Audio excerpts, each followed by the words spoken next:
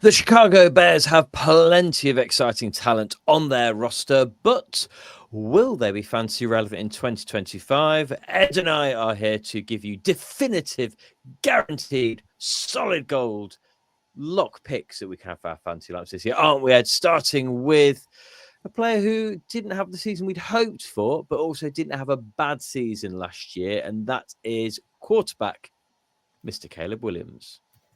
Indeed, yeah. 2024's 101 pick, I think, began to establish himself in the second half of last season. And although maybe not generating the headlines of Daniels or Bo Nix, let's not remember that he was playing behind a pretty horrific O-line. How many times was he sacked last year, Mark? 4,000. 4,000. It's not being silly. 3. You are such a silly Billy. He was sacked. You're not playing, are you? He was sacked 68 times last year. That is high. If I was doing a proper guess, that is higher than I've done a proper guess. It is a high level of sacks, and a lot of that is down to the O-line. Some of that down to his ponderous play. A QB1 he is not. He was just too inconsistent. Percentage of weeks at 20 plus points is encouraging, but 7 weeks with fewer than 10 points is not. But things are definitely looking up. First of all, from a coaching perspective, Ben Johnson, the offensive mastermind, is the new Bears head coach. Secondly, the O-line has had a major upgrade with 2 new guards, including All-Pro Joe Thuney, who is, a huge upgrade. Thirdly, he has new weapons, who are undoubtedly an upgrade on what he has had. So, I suppose this is why he's being drafted at QB 13. That is his current ADP, and coincidentally, that is where you've projected him. So, is everything in place for him to crack maybe even the top 10 this year, or is that being a little bit too over-optimistic? If he's capable of cracking the top 10, everything is in place. I think it's going to be about what player Caleb Williams is this year. There was loads of nonsense last year around kind of character, and so for Caleb, yes, that is relevant to some players. Caleb Williams, I don't think we ever saw anything that was concerned other than people getting very angry about nail varnish, but some people are idiots. It's the 68 sacks are a massive concern. 41 throwaways. That's the one where how much of that is the O-line, how much of that is his processing. We'll see this year. So the O-line's improved, the options have improved. Those numbers have got to come down massively for him to be able to pin that elsewhere. We've seen what he's capable of. I think those big games, though, were a lot of garbage time points. That kind of comes into it. And the Bears won't want to be a garbage time team this year. Yeah, I agree. There is a route to him being a top 10 quarterback. There is a route to him being a fancy asset that you can leave in your QB slot week in, week out. Make or break is too soon, but I think the writing will be on the wall at the end of this season if he has a shocker of a season. I just don't see that happening. Surely he's too talented for that to be the case. I agree. I think you look at his points per game last year, it's solid, 15.3. And I think the Bears as a franchise will be wanting to and expecting to do a lot better this year. We'll talk a bit more about that later. But if they're to do that, Caleb Williams needs to play near his potential. And for every single player we're going to talk about, we can say, with Ben Johnson coming in, that perhaps is an overarching view that we are expecting better things from the Bears in general this year. That only happens if Caleb Williams steps up really, though, as well, doesn't it? Indeed. His supporting cast, where would you like to begin? Well, let's move on to running back as we normally do. And we'll start with D'Andre Swift.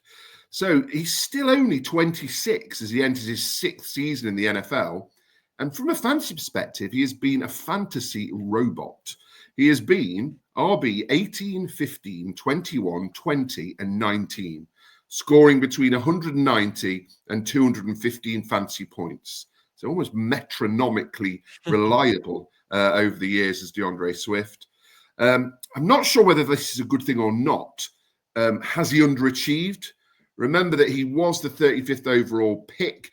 And it was a shock when the Lions drafted Gibbs and moved on from Swift, which looks like the right decision now.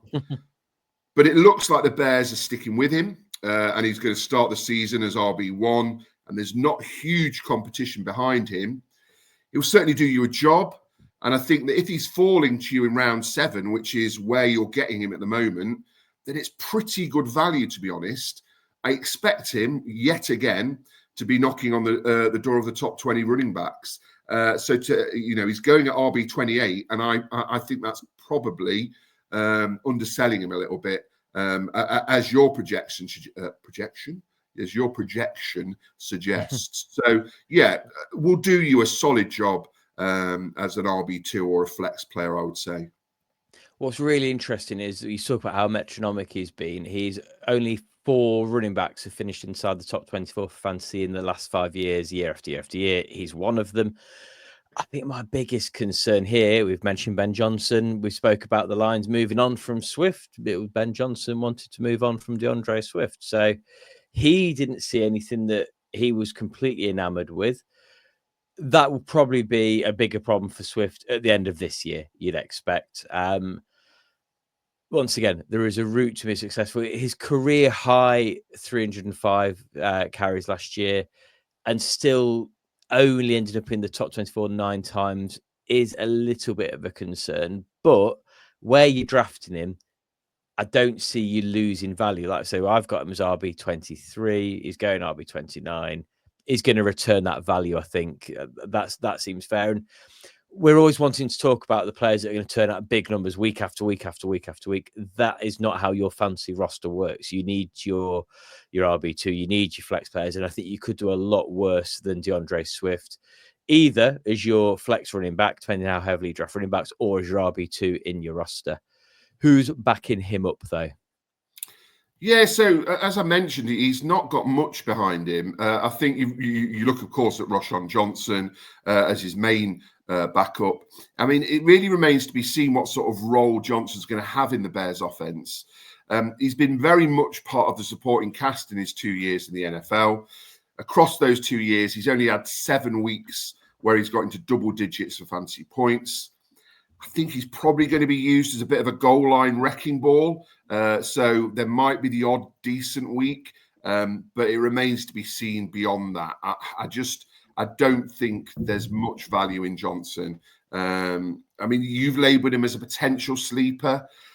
I can't see that. I don't see where he's going to get the work to give him that consistency that you'd need to have on your roster on a regular basis.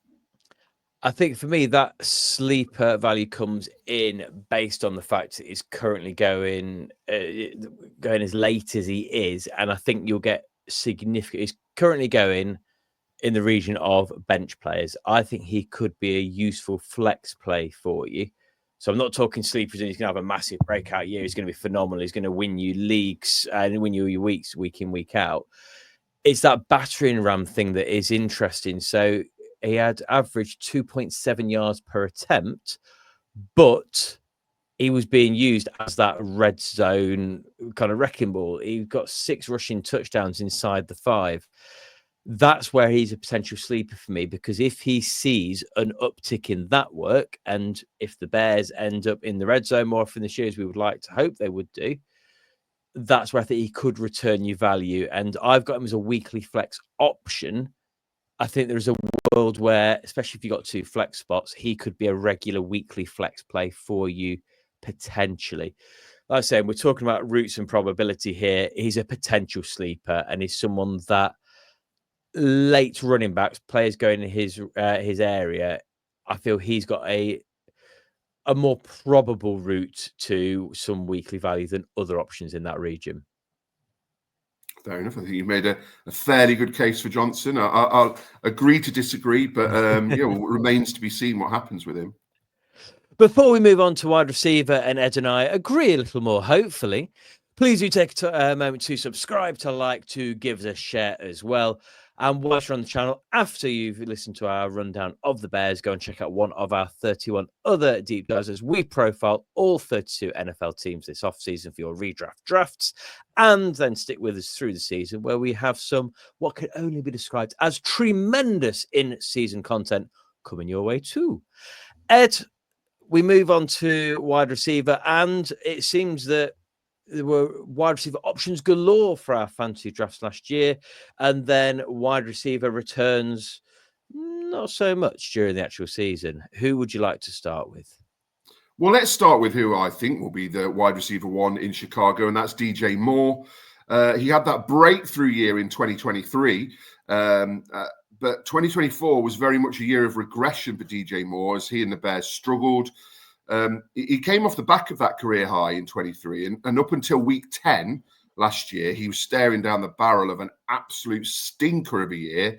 However, after offensive coordinator Shane Waldron was fired, there was a noticeable uptick in his performance. He finished the season really strongly, and he averaged over 17 points per game across the final 8 weeks of the season, which showed the potential he has to be that wide receiver one. It remains to be seen which DJ Moore we're going to get this season. There are a number of things in his favor, as we've discussed, the new coaching, maybe an improved Caleb Williams. And a lot does depend on his relationship with Williams and that kind of year two progression. The thing that I don't really understand with DJ Moore, and you might be able to explain this to me, is his ADP is currently wide receiver 37. Surely that is seriously undervaluing who is likely to be wide receiver one for the Bears. It's when I was kind of putting these graphs together, I thought he had a much worse season than he actually had. And it is that tale of two seasons, isn't it? I think we got so used through the whole of the season saying DJ Moore's having a rubbish season that we then was like forgot to say, oh, he's turned it around. It still wasn't the numbers we were really hoping for. So he only had 3 games over 20 points. And I think we were hoping DJ Moore would live in a world where he got 20 plus points more often than not. But yeah, the late as that I don't see a way he does not comfortably return that. I've got him down as wide receiver 21. I think he's going to be comfortably a really solid wide receiver 2 option on your lineup. And I do think we'll see more of latter year DJ Moore. We were saying last season, I think a lot of people, it wasn't just us, but people getting very excited about Caleb Williams and forgetting rookies hitting the ground running for fantasy is not the norm. We've seen it from a handful of quarterbacks. Far more quarterbacks we see year 2, year 3 when we actually see their true potential. So I think the expectations on Caleb Williams were unfair. So to call him a bust is unfair. And I think once again, that if he's not playing at his best, DJ Moore's not going to be turning the fantasy numbers at his best either. So yeah, I agree with you. I think he's going to be a really good value. I would confidently take Moore as my wide receiver 2 and wait a little bit to try to get what I think we agree is a bargain there as well. Yeah, he's currently going off the board late round 4. And if he's dropping to you there, I'd definitely go for him.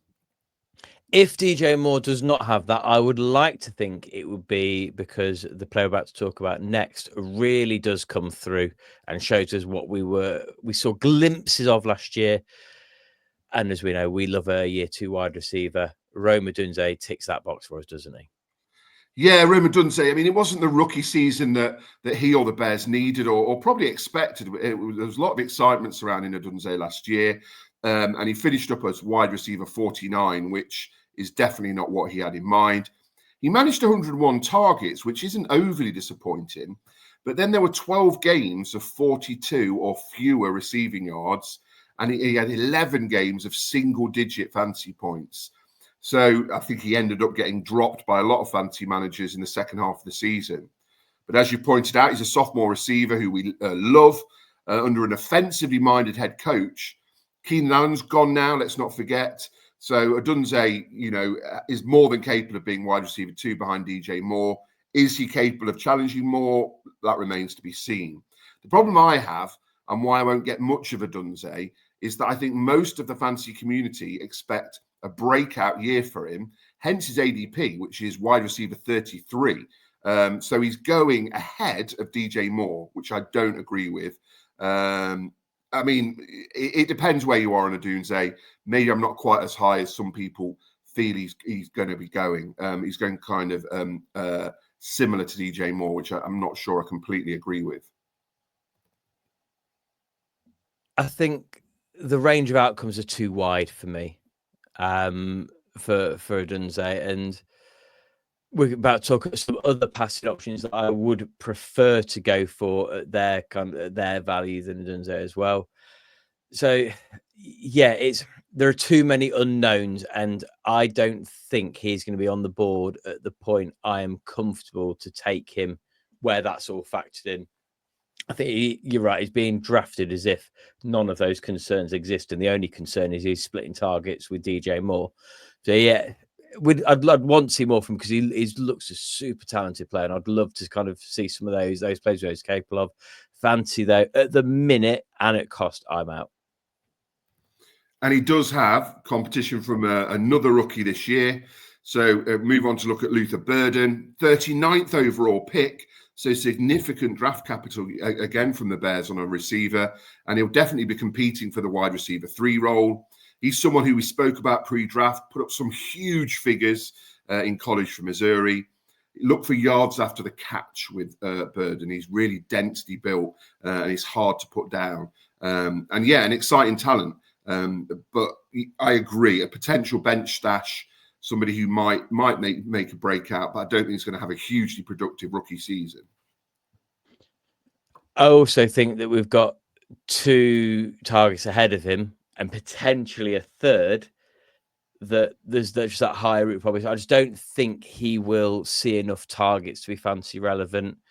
Obviously growing into the role as well. What will his role be? I mean, we've spoke about players being kind of brought in. He's Ben Johnson's first wide receiver pick. Potentially, he fits in more into plans than Odunze does. Who knows? But I suppose similar to Odunze, but more question marks. I don't know where I'd be comfortable taking him. So for me, you're not starting him. I don't see any situation, unless you're in a mega deep league, where you are starting in week 1 or even week 2, so you've seen a little bit of body of work. Yeah, bench stash at best for me. I think is where we're going. Was he rumoured to be joining the Chargers? I can just see on the screen he's a Charger rather than a Bear. We can confirm he's definitely a Bear. Oh, why have I put? Oh, I do apologise. No, he's definitely not a Charger. He's 100% a Bear. Yeah, maybe that was a rumor that I had rooted in my brain when I was preparing the graphic. I've got the Bears logo on there at least. I do apologise. Yeah. And I mean, the thing with Burden is he does have competition for that wide receiver 3 role. When we look at a couple of other players in the mix, one in particular I'm quite interested by. So Olamide Zaccheaus, really interesting pickup for the Bears. And I think he will compete with Burden for reps. He had that productive season in Washington last year with 506 receiving yards and 3 touchdowns from 45 receptions. I think he's more relevant than Devin Duvernay, who signed a 1-year contract. I'd avoid Duvernay. With the receivers ahead of him, he might be used in the receiving game a little bit, but I can't see him getting too many reps. It's the Zaccheaus who I'd be more interested picking up late in my draft. Yeah, Duvernay, I think, is one of the more competent kick returners in the league, and I imagine that's what his role will be at best. It'll be a special teams acquisition. Zaccheaus, yeah, it'll be interesting. He's the sort of player I imagine we will be talking about as bargain basket pick in certain weeks for DFS, especially if there's any injuries ahead of him. The next player, though, as we move to tight end, who I've also made an error on the graphic for looking ahead. It says Chargers as well. I've done a poor job this week, Edward. Is Colston Loveland, most definitely a Chicago Bear, not a Los Angeles Charger. What are you thinking for his possibilities this year? Yeah, I mean, another exciting receiving option for Caleb Williams, 10th overall pick. There are huge expectations sitting on his more than capable shoulders. He's not quite Brock Bowers. He's not that far behind, though. And you'd imagine he's going to slot straight in at tight end 1 for the Bears. He caught 56 passes for 582 yards and 5 touchdowns. Just 10 games for Michigan last season. Were very solid numbers in a tough offense. He's also considered a competent blocker, which is often an issue for rookie tight ends. And with the excellent pass catching ability he has, it looks like he'll be involved from the get-go, because with that blocking ability, he'll be on the pitch a lot. He did have a shoulder injury in January, but that's not expected to impact his rookie NFL season. He's currently going off the board at tight end 12, which I think could be good value. Kind of early round 10 in your drafts. He's certainly an exciting talent, and it'll be interesting to see how he progresses for the Bears. I think we've seen really good value for rookie tight ends the last couple of years in Laporta and Brock Bowers. And for that reason, I do worry that when we get into some drafts and people that perhaps aren't as constantly thinking about fantasy as we are and other people are, people listening to this, if you listen in early July, when you get into drafts in August, I do wonder how many people are going to go chasing Warren, chasing Loveland, because we've seen how well tight ends can work out and assume that will just happen again. For me, he's a bench stash, not because I don't think he's talented, not because I don't think he's going to have a role. It's just I don't necessarily see that happening from week one. And once again, if you're taking Loveland, I'm going to want to have a player ahead of him whilst I wait to see how that all settles out for his role, I think. Yeah, and he's going to have competition. We can briefly mention Cole Kmet. He had a solid couple of years in 23 and 24, but really struggled last year. Ended up as tight end 19, hence probably why the Bears decided to pull the trigger with Loveland with such an early pick. I mean, the only positive with Kmet is that he's never missed a game in his NFL career. But I get the feeling he's going to have to rely on injuries for a decent share of the receiving pie. And I don't think there are going to be enough targets to keep two tight ends fantasy relevant in Chicago. So, yeah, I think it's Loveland or nothing really for the Bears at tight end from a fantasy perspective. And what do you see from the Bears this season in general, Ed? Well, we've mentioned the new head coach, and I think, that they've invested heavily and they need to produce this year. They're in a tough division. I think that makes it difficult just for the likes of the Bengals and the Ravens. Like, just to win your division is a real achievement. So I think they should be aiming, they will be aiming for the playoffs.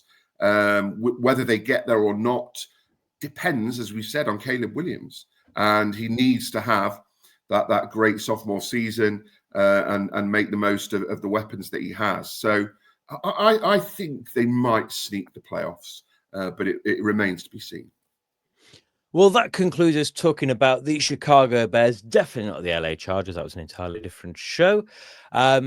And at this point, if you are still getting ready for your redraft draft, please go and check out one of the other 31 shows to help you to prepare.